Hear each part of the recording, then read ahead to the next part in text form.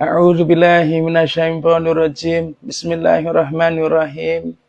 Nawaitul arba'in, nawaitul uzlah, nawaitul khalwah, nawaitul itikaf, nawaitul rabbana wa tasalluq tusawm al-azim fi hadzal masjid, fi hadzal jami' ilahi anta maqsudi wa ridwaka matlubi.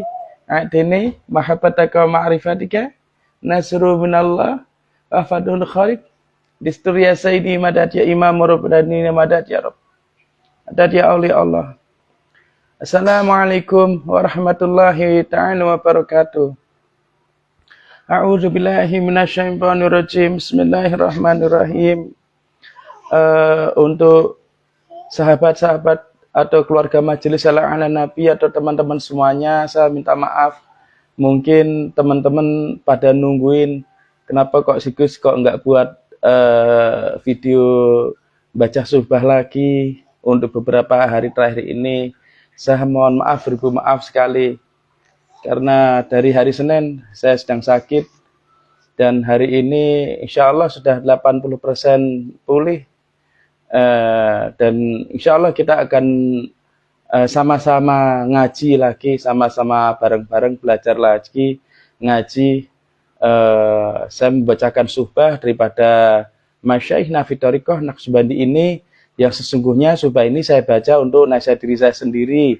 Jika sahabat-sahabat semuanya atau teman-teman semuanya atau seluruh keluarga majelis ala Nabi atau dimanapun jenengan berada, kalau ada yang bisa kalian ambil manfaatnya maka ambillah. Jika menurut kalian ini tidak penting maka jangan didengarkan, maka lupakanlah. Nggih. Bismillah. Shallu ala Nabi Muhammad. Kita mulai lagi nggih. A'udzu billahi minasyaitonir rajim. Bismillahirrahmanirrahim. Bagaimana seorang mukmin berperilaku terhadap keluarganya? Maulana Syekh Muhammad Nazim Adil Al-Haqqani Qudsarasrahu dalam versi Ocean Towards the Divine Presence. Siapapun yang percaya kepada atribut mutlak Tuhannya akan menjadi orang yang dicintai di masyarakat, khususnya di lingkungan keluarganya. Kita mengatakan bahwa seseorang mukmin, orang yang beriman harus bersama keluarganya minimal seperti seekor kucing. Setiap orang menyukai kucing, setiap orang mengelusnya. Tetapi sekarang adalah masa yang aneh. Kita lihat bahwa mukmin ketika mereka pergi di antara keluarganya membuat mereka terlihat lebih seperti landak. Oleh sebab itu, seorang mukmin paling tidak mesti seperti kucing. Setiap orang dapat menyukainya. Bagaimana mungkin seorang mukmin bertindak seperti landak di lingkungan keluarganya? Itu bukanlah iman yang sesungguhnya. Bagi seorang mukmin sejati atau Nasrani sejati atau Yahudi sejati, orang yang beriman tidak pernah menyakiti hati orang lain. Oleh sebab itu, istrimu bahagia denganmu. Ya, karena imanmu memberi keakraban kepada seluruh anggota keluargamu. Ketika kamu berada bersama mereka, mereka merasa bahagia. Dan ketika kamu jauh dari mereka, mereka akan menanyakanmu, di mana ayah kita? Di mana suamiku? Ini sangat penting. Dan kita berdoa untuk semua orang agar bisa seperti itu dengan imannya. Amin. Mungkin yang Sultan maksudkan begini. Jika kita berhubungan dengan keluarga kita atau suami dengan istri dan anak-anaknya, atau anak dengan atau istri dengan suami dan anak-anaknya, mungkin berperilakulah yang lembut, yang halus, yang enak, begitu seperti kucing ibaratnya begitu. Kucing itu kalau dalam keluarga, di dalam rumah itu dia itu sangat lembut, sangat manja, sangat berkasih sayang.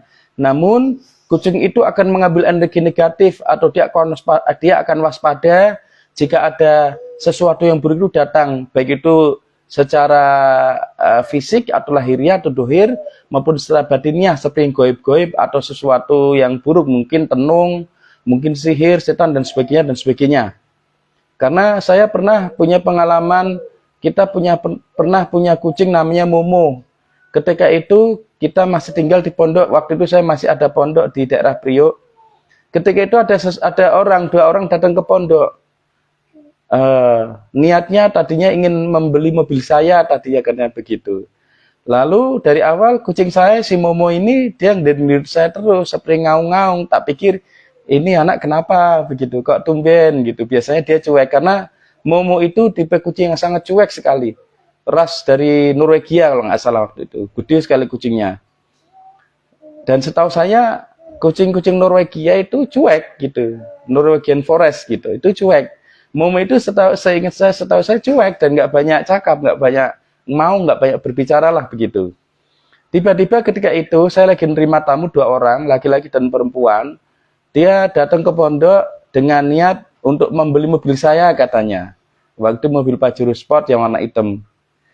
Yang biasanya saya pakai untuk majelisan dan untuk safari majelis, untuk keluarga dan sebagainya, untuk saya beraktivitas lah, untuk belajar, untuk ngajar bela diri juga waktu itu. Terus waktu sampai di lantai atas, Momo itu ngelihat saya terus. Saya juga, ini kucing kenapa gitu. Lalu Momo itu agak menjauh. Lalu ketika 2 orang tersebut menyampaikan maksudnya untuk membeli mobil saya pikir ya sudah, gitu, silahkan begitu. Lah terus saya masuklah ke kamar, saya ambilkan surat-surat mobil 1 tas, berkas mobil, surat-suratnya, buku panduannya semua, asuransinya saya keluarkan sekitar 1 tas kalau nggak salah waktu itu. Tapi anehnya, waktu saya bawa keluar kamar 1 tas isi berkas mobil itu, lalu ketika berkas itu saya taruh di depan saya, kan saya duduk bersila seperti ini. Lalu 2 orang tersebut yang hendak membeli katanya duduk di depan saya seperti inilah begitu. Lalu ketika tas yang berisi berkas-berkas surat mobil itu tak taruh di depan begini, tiba-tiba si Momo itu dengan terkejutnya, dengan anehnya, saya juga baru lihat itu. Tiba-tiba dia langsung dia lompat nubruk tas tersebut. Dikekep begitu, kalau bahasa Jawa dikekep tasnya. Terus sambil nyaung-nyaung kayak tidak mau melepaskan tas tersebut. Terus saya bilang, Momo kenapa? Momo kenapa? Kenapa Momo? Enggak. Ini mobilnya mau dibeli orang. Momonya nggak mau, tetap wow. Momo kenapa? Momo kenapa? Lalu terus sampai beberapa menit, ada 10 menit mungkin lebih Momo nggak mau pergi.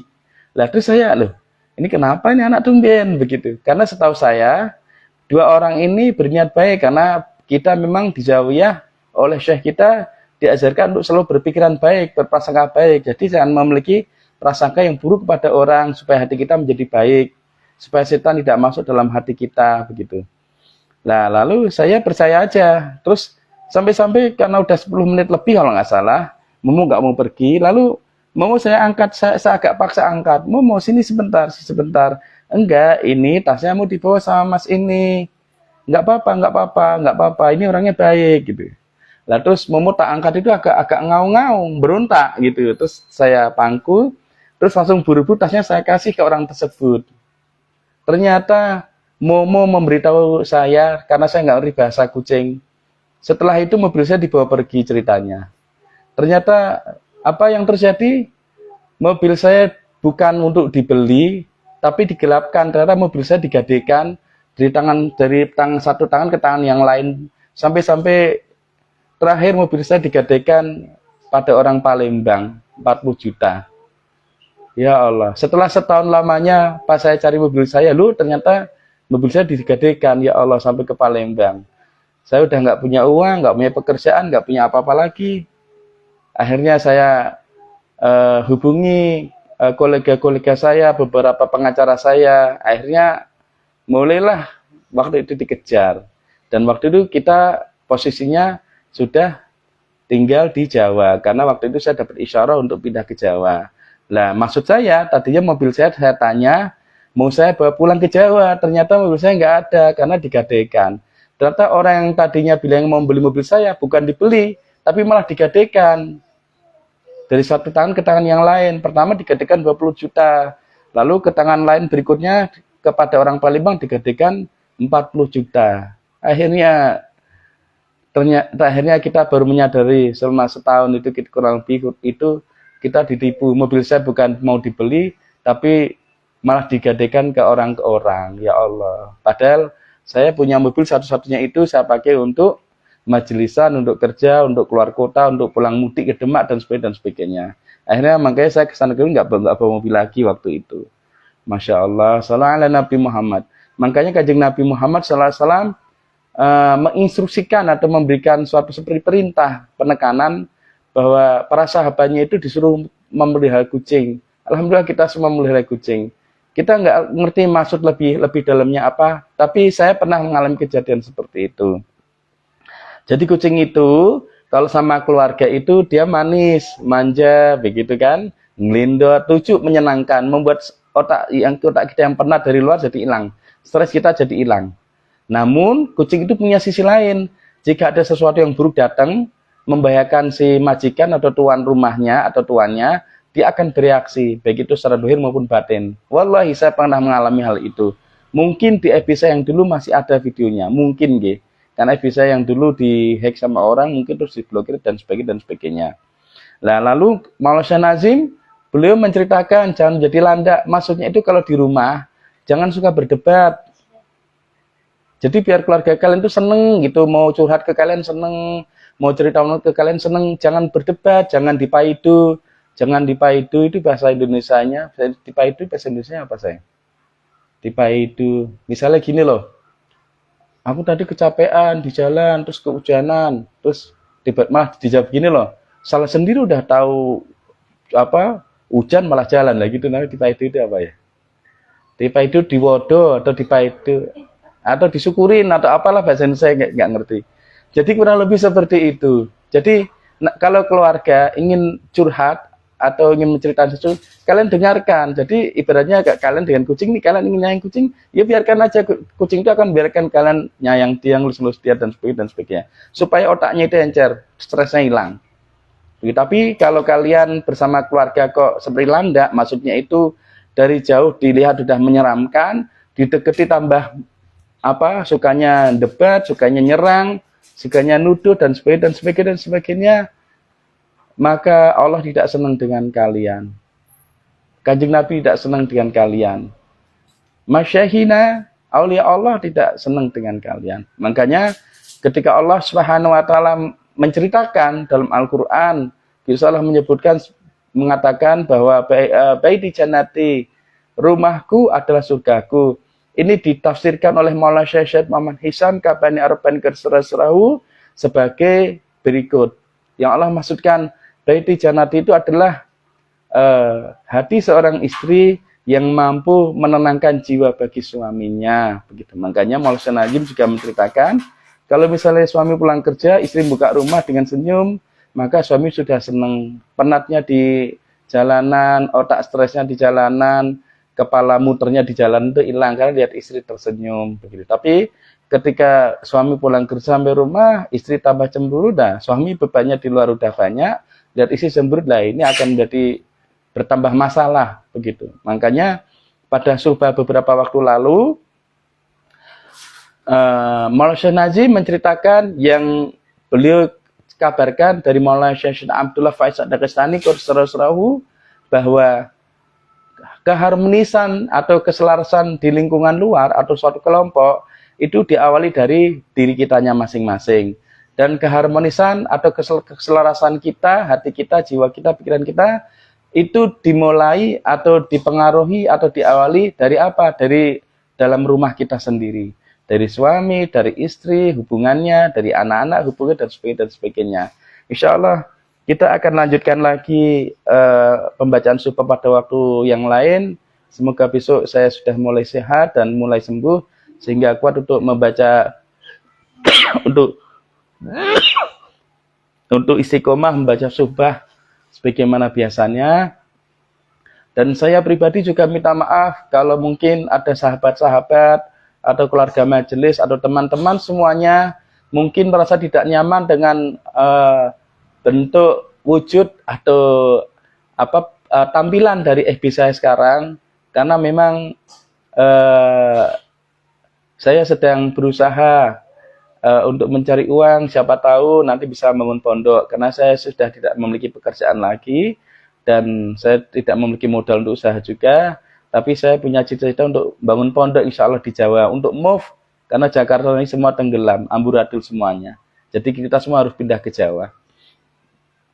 Begitulah, karena saya tidak punya pekerjaan, jadi saya nggak punya modal juga, jadi saya bismillah, saya berdoa dan berusaha dengan cara apa yang paling real, yaitu ternyata FB bisa menghasilkan uang, YouTube bisa menghasilkan uang, makanya saya mencoba ikhtiar, berdoa pada Gusti Allah dengan cara melalui FB dan YouTube, insya Allah. Makanya saya mulai memakai mix seperti content creator, saya mulai live lagi apa itu semua sebenarnya karena memang saya sedang berusaha untuk mendapatkan banyak uang supaya saya bisa membangun pondok, insya Allah pondok Thariqah atau pondok tasawuf, insya Allah nanti di Jawa, mungkin di Kudus, mungkin di Demak, mungkin di Semarang Atas, mungkin di daerah Gerabak, mungkin di Jogja, mungkin di Gunung Kidul. Saya belum tahu nanti sinyalnya di mana, tapi untuk sekarang ini sementara saya tinggal di Kudus, di sekitar lereng Gunung Muria, di dekat Mbah saya, Mbah Sunan Muria. Insya Allah kita akan lanjutkan lagi pada waktu berikutnya. Jadi saya mohon maaf sekali jika sahabat-sahabat, teman-teman semua, keluarga Masjid Sallallahu Nabi semuanya, mungkin ada yang tidak nyaman kan, loh FB-nya Gusme itu sekarang kok malah jadi kayak pasar, gini amburadul. Iya, sengaja, karena saya memang lagi seperti orang jualan, menampilkan ini siapa tahu banyak viewernya, dan siapa tahu saya dapat poin, siapa tahu saya dapat bintang, apalagi di minggu ini saya harus menyelesaikan minimal dapat bintang 100 bintang untuk menyelesaikan tantangan minggu ini, dan semoga bisa meningkat dan sebagainya. Semoga jenengan semua yang membantu saya atau yang senang untuk mengikuti melihat nyimak FB saya, semoga Gusti Allah akan mengganti apa-apa yang jenengan ceritakan yang lebih baik lagi, karena saya tidak bisa mengganti apapun kepada jenengan semuanya.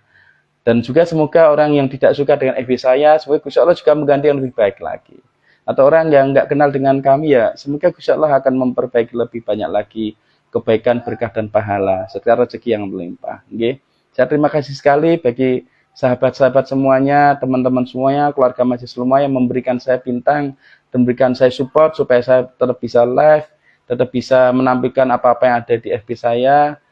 Jadi saya tidak ada niat untuk politik, saya tidak ada niat untuk apapun yang lain sebenarnya, atau mengkritik sesuatu yang lain, bukan. Karena saya ngikuti tren aja, mana yang bisa dijual atau bisa ditampilkan untuk bisa menghasilkan uang, itu yang saya ambil. Makanya awal-awal saya ikut-ikutan, tadinya ngupload demo-demo. Tadinya saya waktu di Kudus saya jangan kasihan, takut jadi fitnah, kasihan, takut nanti orang malah memiliki pikiran buruk dengan apa yang saya tampilkan, dengan orang apa yang ada di video itu. Terus lama-lama saya pikir banyak YouTuber dan juga konten kreator, real, short di YouTube, FB pada updatein apa yang sedang terjadi, karena itu yang bisa menghasilkan, itu akhirnya saya ikut-ikutan. Makanya saya minta maaf kalau misalnya ada yang tidak nyaman dengan apa yang saya tampilkan di FB atau YouTube saya. Tidak ada niat yang lain, saya tidak pernah niat berpolitik karena saya ngerti politik. Begitu, karena Maulana Nazim menceritakan politik itu berhubungan dengan penipuan, sedangkan keikhlasan berhubungan dengan iman. Jadi apa yang saya tampilkan, yaitulah apa yang kira-kira saya pikir, wah ini bisa untuk menghasilkan viewer banyak atau menghasilkan uang, itu maksudnya, nggih. Karena saya memang belum ada pekerjaan dan belum ada modal, tapi saya punya cita-cita untuk membangun pondok, insya Allah. Begitu saja, nggih. Insya Allah kita akan lanjutkan lagi pada waktu berikutnya. Wabillahi taufiq bihurmatil Habib Al-Fatihah. A'udzubillahi minasyaitonirrajim. Bismillahirrahmanirrahim. Alhamdulillahirabbil alamin arrahmanirrahim maliki yaumiddin. Iyyaka na'budu wa iyyaka nasta'in. Shiratal mustaqim. Shiratal ladzina an'amta 'alaihim ghairil maghdubi 'alaihim waladdallin. Amin. Wassalamualaikum warahmatullahi wabarakatuh. Dan untuk jenengan semuanya yang ingin mencari tahu informasi saya sekarang sedang berada di Jakarta. Mungkin sebulan lagi, mungkin awal bulan besok saya pulang ke Demak, begitu, lalu ke Kudus. Saya belum tahu. Ikuti saja video-video update dari kami. Kalau ingin, mungkin ingin tahu Gusnya lagi ada di Jakarta, di Demak, apa di Kudus, atau di mana, atau di Afrika, atau di Arab Saudi, atau di Amerika, atau dimanapun, insya Allah. Okay? Shallu ala Nabi Muhammad. Sampai bertemu kembali, insya Allah. Bismillahirrahmanirrahim.